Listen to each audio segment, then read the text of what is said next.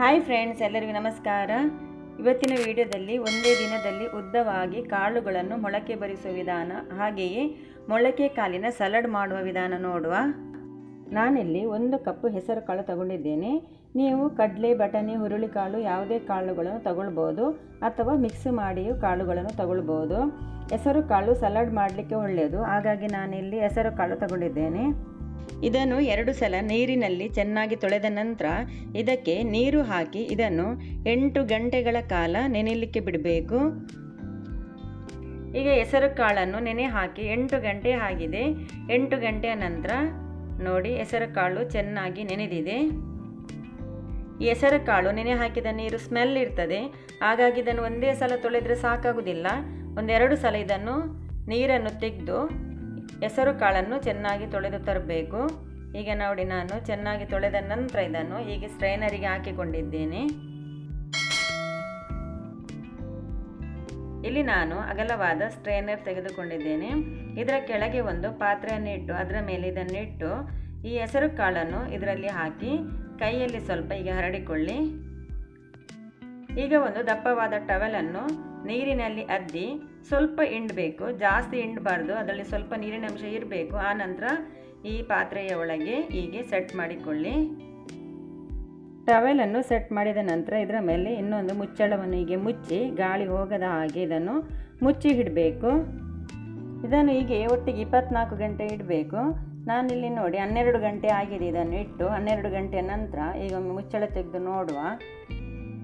ಈಗ ನೋಡಿ, 12 ಗಂಟೆಯಲ್ಲಿ ಎಷ್ಟು ಚೆನ್ನಾಗಿ ಮೊಳಕೆ ಬಂದಿದೆ ನೋಡಿ, ಎಷ್ಟು ಉದ್ದ ಮೊಳಕೆ ಬಂದಿದೆ ನೋಡಿ. ಇದರಲ್ಲಿ ಬ್ಯಾಕ್ ಸೈಡ್ ಕೂಡ ಕಾಣ್ತಾ ಇದೆ ಮೊಳಕೆ ಎಷ್ಟು ಉದ್ದ ಬಂದಿದೆ ಅಂತೇಳಿ. ಈಗ ಇದನ್ನು ಇನ್ನೂ 12 ಗಂಟೆ ನಾನು ಇಡ್ತೇನೆ. ಬೇಕಿದ್ರೆ ಪದಾರ್ಥ ಮಾಡ್ಕೊಳ್ಬೋದು, ನಮಗೆ ಯೂಸ್ ಮಾಡಲಿಕ್ಕಿದ್ರೆ ಯೂಸ್ ಮಾಡ್ಕೊಳ್ಬೋದು ಈಗಲೇ. ಈಗ ನಾನು ಇನ್ನೊಮ್ಮೆ ಸ್ವಲ್ಪ ಬಟ್ಟೆಯನ್ನು ಇನ್ನೊಂದು ಸಲ ನೀರಿನಲ್ಲಿ ಅದ್ದಿ ಇದನ್ನು ಇದರ ಒಳಗೆ ಹೀಗೆ ಮೊದಲು ಸೆಟ್ ಮಾಡಿದ ಹಾಗೆ ಸೆಟ್ ಮಾಡ್ತಾ ಇದ್ದೇನೆ.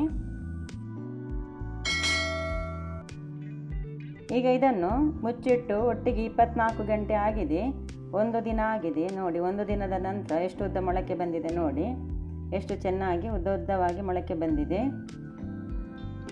ಈಗ ಬ್ಯಾಕ್ ಸೈಡ್ ತಿರುಗಿಸಿ ತೋರಿಸ್ತೇನೆ ನೋಡಿ, ಎಷ್ಟು ಉದ್ದವಾಗಿದ್ದು ಮೊಳಕೆ ಬಂದಿದೆ. ಒಂದೇ ದಿನದಲ್ಲಿ ಇಷ್ಟು ಮೊಳಕೆ ಬಂದಿದೆ. ನೀವು ಕೂಡ ಇದೇ ರೀತಿ ಯಾವುದೇ ಕಾಳುಗಳನ್ನು ಮೊಳಕೆ ಬರಿಸ್ಕೊಳ್ಬೋದು.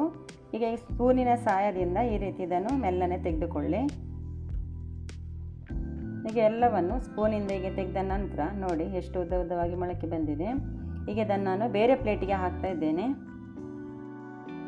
ನೋಡಿ. ಈಗ ಎಲ್ಲವನ್ನು ತೆಗೆದು ನಾನು ಈ ರೀತಿ ಪ್ಲೇಟಿಗೆ ಹಾಕಿಕೊಂಡಿದ್ದೇನೆ ನೋಡಿ, ಎಷ್ಟು ಚೆನ್ನಾಗಿ ಮೊಳಕೆ ಬಂದಿದೆ.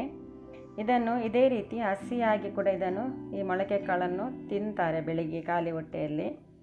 ಹಾಗೆಯೇ ಮಕ್ಕಳಿಗೆ ಕೂಡ ಕೊಡ್ಬೋದು, ಇದು ಆರೋಗ್ಯಕ್ಕೆ ತುಂಬಾ ಒಳ್ಳೆಯದು. ಕೆಲವರು ಇದನ್ನು ಹಸಿ ತಿನ್ನಲಿಕ್ಕೆ ಇಷ್ಟಪಡೋದಿಲ್ಲ, ಹಾಗಿದ್ದಲ್ಲಿ ಇದನ್ನು ಏನಾದರೂ ಪದಾರ್ಥ ಏನಾದರೂ ಮಾಡಿ ಕೂಡ ನಾವು ತಿನ್ಬೋದು. ಈಗ ಇದನ್ನು ನಾನು ಒಂದು ಡಬ್ಬದಲ್ಲಿ ಹಾಕಿ ಇದನ್ನು ಫ್ರಿಜ್ಜಲ್ಲಿ ಇಡ್ತೀನಿ. ನನಗೆ ಬೇಕಾದಾಗ ನಾನು ಯೂಸ್ ಮಾಡಿಕೊಳ್ತೀನಿ. ಇದನ್ನು ಹೀಗೆ ಫ್ರಿಜ್ಜಲ್ಲಿ ಡಬ್ಬದಲ್ಲಿ ಹಾಕಿ 10 ದಿನಗಳವರೆಗೆ ಇದನ್ನು ಇಡ್ಬೋದು, ಏನು ಹಾಳಾಗೋದಿಲ್ಲ ಇದು. ಇದನ್ನು ಡಬ್ಬದಲ್ಲಿ ಹಾಕಿ ಫ್ರೀಝರಲ್ಲಿ ಇಡಬೇಡಿ, ಕೆಳಗೆ ಫ್ರಿಜ್ಜಲ್ಲಿ ಇಡಿ.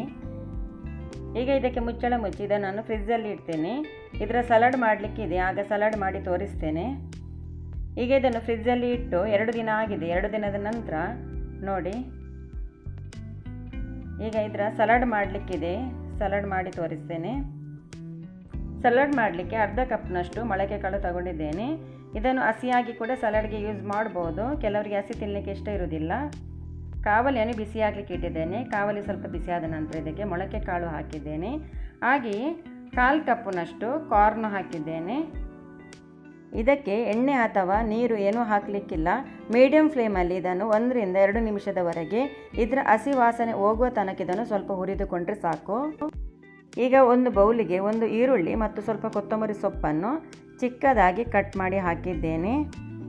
ಹಾಗೆ ಇದಕ್ಕೆ ಚಿಕ್ಕ 2 ಮುಳ್ಳು ಸೌತೆಯನ್ನು ಕೂಡ ಚಿಕ್ಕದಾಗಿ ಕಟ್ ಮಾಡಿ ಹಾಕಿದ್ದೇನೆ.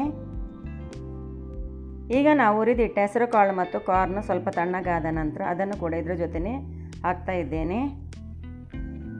ಇದಕ್ಕೆ ಒಂದು ದಾಳಿಂಬೆಯ ಬೀಜವನ್ನು ಕೂಡ ಹಾಕ್ತಾ ಇದ್ದೇನೆ.